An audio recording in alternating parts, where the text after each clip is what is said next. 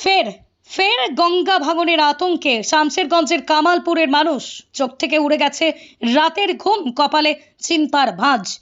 এ যেন দৈনিক ঘটনা হয়ে উঠেছে। একবারে ঘা শুকোতে না শুকোতেই ফের আবার আঘাত হানে তাদের উপর। গঙ্গা ভাঙনের আতঙ্কে রাতের ঘুম উড়েছে শামশেরগঞ্জের কামালপুরের গ্রামবাসীদের। এই গঙ্গা ভাঙন বহুদিনের সমস্যা শামশেরগঞ্জের মানুষের। ভোট আসে ভোট যায়, এই সমস্যার কথা কেউ মনে রাখে না। বহুবার কেন্দ্রীয় সরকার থেকে শুরু করে রাজ্য সরকার সবার কাছে সুরক্ষার দাবিতে আবেদন করেছিল গঙ্গা ভাঙন কবলিত গ্রামের মানুষ। সুরাহা কিছু হয়নি আজ পর্যন্ত। আজ গঙ্গার ভাঙন প্রায় 10 বিঘা সীমানা দখল করে নিয়েছে। গঙ্গার ধারের ফাটল এমন বিপজ্জনক অবস্থার রূপ নিয়েছে, তাতে গঙ্গার ধারে বসবাসকারী সাধারণ গ্রামবাসীরা আতঙ্কিত হয়ে পড়েছেন। এর আগেও শামশেরগঞ্জের কামালপুরের গ্রামবাসীদের বাড়িঘর ভাঙার কথা ছিল এবং বাড়িঘর গঙ্গার গ্রাসে তলিয়ে গেছিল। সেবার মাননীয় মুখ্যমন্ত্রী মমতা বন্দ্যোপাধ্যায়ের মানবিক মুখ দেখেছিল শামশেরগঞ্জের মানুষ। মুখ্যমন্ত্রী মমতা বন্দ্যোপাধ্যায় নিজের হাতে গ্রামবাসীদের হাতে তুলে দিয়েছিলেন জমির পাট্টা। কিন্তু আজ 1 বছর পার হয়ে গেলেও, সময় ঘুরে গেলেও তার গ্রামবাসীরা কেউ এখনো মুখ্যমন্ত্রীর দেওয়া পাট্টার জমি নিজের হাতে পাননি। জায়গা পাইনি, জায়গার পাওয়ার কথা পাইনি। এখন কে দিয়েছিল পাট্টাটা? পাট্টা দিয়েছিল মমতা। কোথায় দিয়েছিল? পাট্টা দিয়েছিল মমতা। কোথায় দিয়েছিল? দুলিয়ে কি করে নদীধার ওই কোনটা বলে না, বাইরে গেল 1 বছর 2 মাস হয়ে গেল। এখন কিভাবে থাকছেন? এবার আছি পরে জায়গাতে খুব কষ্টতে আছি। তিরপাল টাঙ্গে জায়গা কিনতে পারি না, বাড়ি ঘর কিছু করতে পারি না। বাচ্চা ছোট ছোট বাচ্চা হলে কোথায় যাবো?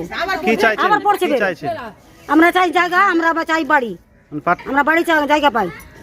কিছু পাইনি। আপনার নাম? আমার নাম ফুলনেগার। কোন জায়গাটা? এটা কামালপুর। মমতা দিদি পাট্টাটা দিলে, কিন্তু জায়গাটা যে দেখিয়ে দেয়নি তো কিসে দিয়েছে, কোনো উপকার করেনি মমতা দিদি। দেখালো কি লোককে দিয়েছে, কিন্তু দেয়নি খোঁজ। এখন কোথায় থাকবো আবার? কি দেয়নি?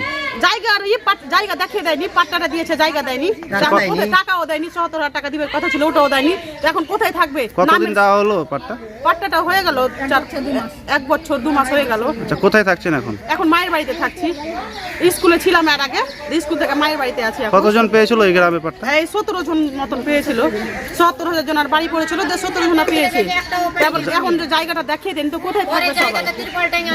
কি চাইছেন এখন? এখন কি চাই? কোনো ব্যবস্থা চাইছি। মমতা দিদি দেখিয়ে দিলে তো কই? মমতা দিদি তো এই কাজটা করে দিলে না, নমুনা দিয়ে দিলে কি আমি দিলাম। এই কাজটা তো সত্যি করে হলো না। কই জায়গাটা দেখিয়ে দিলে ৭০,০০০ টাকা দিবার কথা ছিল, ওটাও দিলে না। আমার নাম ছবি খাতুন। এই জায়গাটার নাম? জায়গার নাম কামালপুর। কালকে ঝড় বৃষ্টি হয়েছে। ঝড় বৃষ্টি হওয়ার পরে আমরা তো রাত্রে কেউ বার হয়নি। সকালে দেখছি সব উঠে মেয়ে ছেলে দেখছি এসে যে ফেটে গেছে। মোটামুটি আইডিয়া করছি 10-12 বিঘা নিয়ে ফাড় ধরেছে, অনেকটা ফাড় ধরেছে। এবারে কেউ জায়গা নিয়েছে, কেউ টাকা পয়সা মিটায়নি। গরিব মানুষ, আমরা বাস করতে পারি না, এর দুয়ার ওর দুয়ার। এখন অবস্থা আমাদের অবস্থাটা কী হবে? এই যে কাজকামগুলো করেছে, কাজকাম তো একটাও পছন্দ নেই আমাদের। কিন্তু আমরা পারছি না যে বটপার মস্তানের লেগে আমরা করতে পারিনি। মন্ত্রী তো খুব ভুলে গেছে, যেখানে যে বাধা দিবে তাকে তোলা হবে। তাই জায়গায় আমরা সাধারণ মানুষ কী করবো? এইভাবে ফাট কোনোদিন ধরেনি।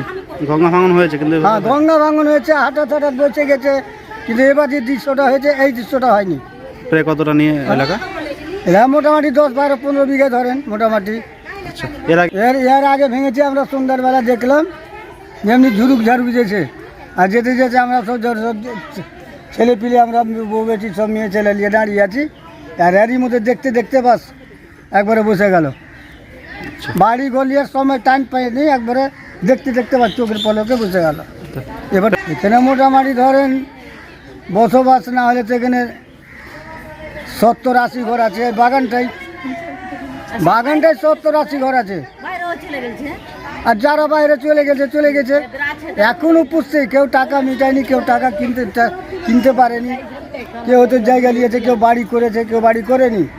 আবার এই দৃশ্যটা হয়ে গেল। এবার কি করবো আমরা? আপনার নাম? আমার নাম সুক্কু শেখ। কোন জায়গা এটা?